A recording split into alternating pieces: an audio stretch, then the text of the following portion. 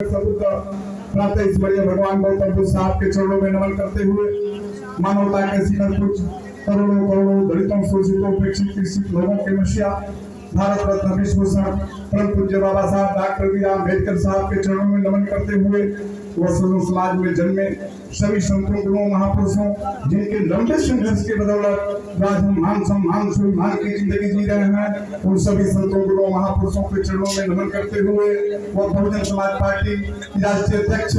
उत्तर प्रदेश की रह चुकी ऐतिहासिक 4 बार सफल मुख्यमंत्री हम सबकी नेता न्याय की देवी पूर्व राज्यसभा सांसद सुश्री बहन कुमारी मायावती के चरणों में शीश झुकाते हुए आज इस मानव मसीहा साहब की जो जन्मदिन के शुभ अवसर पर आज हम लोग उपस्थित हुए हैं। सभी आए हुए पहले आगंतुक को अपने दिल की गहराइयों से हार्दिक अभिनंदन और वंदन करते हुए साथियों इस आज के इस कार्यक्रम के मुख्य अतिथि चीफ गेस्ट वाराणसी मंडल बनारस मंडल और साथियों कई प्रदेशों के प्रदेश प्रभारी पूर्व में एमएलसी विधान परिषद उप नेता माननीय दिनेश चंद्रा साहब आप लोगों के बीच में उपस्थित हैं। जोरदार तालियों से आप लोग स्वागत कर रहे हैं। आज के इस कार्यक्रम की अध्यक्षता कर रहे हैं उप सभापति महोदय माननीय रामचंद्र गौतम जो इस मंडल के मुख्य प्रभारी, उनके लिए भी जोरदार तालियों से आप लोग स्वागत करते हैं। आज पूर्व में एमएलसी माननीय सुबोध राम साहब, पूर्व में एमएलसी माननीय वीरेंद्र चौहान साहब, इधर माननीय पूर्व में मंडल कोऑर्डिनेटर अमरजीत गौतम जी, वर्तमान में जिला प्रभारी, इस मंच पर तमाम हमारे पूर्व वर्तमान मंचासीन चारों जिला के सम्मानित जिला अध्यक्ष और आप लोगों के बीच में वर्तमान में मुख्य जोन इंचार्ज जो कुशल संचालन कर रहे हैं आपका बेटा, आपका लाल, आपका भाई माननीय डॉक्टर विनोद जो इनके लिए जोरदार तालियों से आप लोग स्वागत कर रहे हैं। साथियों मैं अपना बहुत कम समय में अपनी बातों को रखना चाहूंगा। आज इस देश में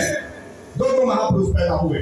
साथियों मैं बता देना चाहता हूँ कि जब बाबा Saheb doctor B R Ambedkar जब इस भारतवर्ष में गरीबों दलितों पिछड़ों उपेक्षित समाज के कमजोर लोगों की लड़ाई लड़े,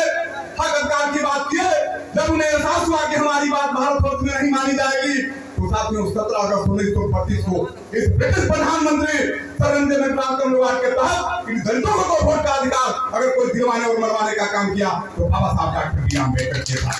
बाबा Saheb doctor B R Ambedkar जब इस भारतवर्ष के गरीब दलित पिछड़े उपेक्षित समाज के कमजोर लोगों की लड़ाई लड़ी, हक अधिकार की बात की तो इस देश के चंचलाक लोगों के पेट में फिर पकड़ ली और साथियों उन लोगों ने ऐलान किया कि जब तक के लिए बाबा Saheb doctor B R Ambedkar इन दलितों को तो वोट के अधिकार को वापस नहीं कर लेते हैं तब तक के लिए हम लोग इस देश में अमन चैन का जिंदगी बाबा Saheb doctor B R Ambedkar को नहीं जीने देंगे। और साथियों मैं बता देना चाहता हूं कि 20 सितंबर 1932 को उस जनता जेल में अमरनाथ किया गया और बाबा Saheb doctor B R Ambedkar को घेरे जाने लगा, इनके हाथ से नोटान और प्रावधान की बात होने लगी और ये कहा गया कि बाबा Saheb doctor B R Ambedkar अगर आप इस पर विचार नहीं करते हैं तो कहीं न कहीं आपके प्राण को खतरा होगा। बाबा Saheb doctor B R Ambedkar इस पर विचार करते कि अगर मुझे कहीं कुछ हो जाएगा इस देश के करोड़ों पिछड़े उपेक्षित समाज के कमजोरों का भला कौन करेगा, इनकी हक अधिकार की लड़ाई कौन लड़ेगा, इनके हक अधिकार की बात कौन करेगा। बाबा Saheb doctor B R Ambedkar इस पर कंप्रोमाइज करते हैं और 22 सितंबर 1932 को जनता जेल में बाबा Saheb doctor B R Ambedkar जाते हैं साथियों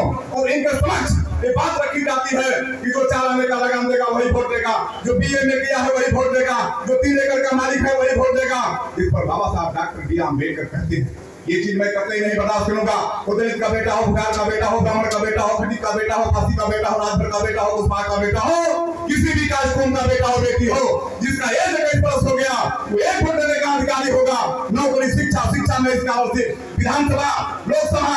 जिला पंचायत प्रधान, बीडीसी, नगर पालिका, नगर पंचायत सब में बाबा Saheb doctor B R Ambedkar 24 सितंबर 1932 शाम 5 बजे खुला पैक पर साइन करा के एक बहुत बड़ा इतिहास बनाए और कहे कि आए मेरे दलित पिछड़े उपेक्षित समाज के कमजोर लोग, आए मेरे समाज के गरीब भाइयों, मैं आप लोगों को चीज बता देना चाहता हूँ कि जो राजा रानी के पेट से पैदा होता था अब वो राजा रानी के पेट से पैदा नहीं बल्कि इस पर पाठ से पैदा होगा। रोड पर चलने वाला भी राजा बनेगा, जहाँ चलने वाला भी रोड पर चलेगा। बाबा Saheb doctor B R Ambedkar ने हम लोग पर ठंडा देने का काम। साथियों बाबा Saheb doctor B R Ambedkar जब बाहर निकले तो उनका मुस्कान चेहरे पर था। जब साथियों इस देश के चंचलाक लोगों ने पूछा कि बाबा Saheb doctor B R Ambedkar आज बहुत खुश, बाबा Saheb doctor B R Ambedkar ने कहा कि आज उस रानी का मैं ऑपरेशन कर दिया इसलिए मैं बहुत खुश हूँ। साथियों बाबा Saheb doctor B R Ambedkar के दिल दिमाग में बात आई कि मुझे मेंबर पार्लियामेंट में चल के कहीं गरीब दलित पिछड़े उपेक्षित समाज के कमजोरों की लड़ाई लड़ना चाहिए, हक अधिकार की बात करना चाहिए। Baba Saheb doctor B R Ambedkar Republican Party द्वारा पर्चा दाखिल करके इस चुनाव मैदान में उतर गए और बाबा Saheb doctor B R Ambedkar जब चुनाव मैदान में उतरे तो कहीं न कहीं साथियों कांग्रेस कंपनी भाजपा एक कंपनी है, ये कोई पार्टी नहीं है। इन लोगों ने साथियों एक नारा लगाया कि बाबा Saheb doctor B R Ambedkar को कहीं चुनाव हरा देना है। अगर बाबा Saheb doctor B R Ambedkar चुनाव नहीं हारेंगे तो कहीं न कहीं इस संसद